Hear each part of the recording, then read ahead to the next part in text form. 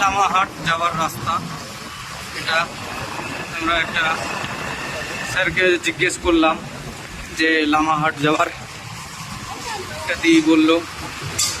আমরা এখন যাচ্ছি, রাস্তাতে আছি। এখন রোদ্রে দেখতে পেলাম, কাল থেকে রোদ দেখতে পাইনি। এখন আমরা রাস্তায় আছি। মনে কেউ যদি ভাবেন যে না দার্জিলিং ঘুরতে যাব, আপনি যে কোনো বাইক নিয়ে আসতে পারেন, সমস্যা নাই।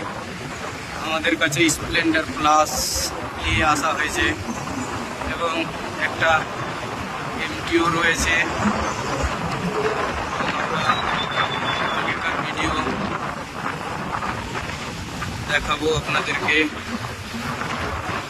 আমরা এখনো লামাহাট পৌঁছাইনি, পৌঁছাতে দেরি আছে আমাদের। এই রাস্তাগুলোই বিশাল, সেই রাস্তা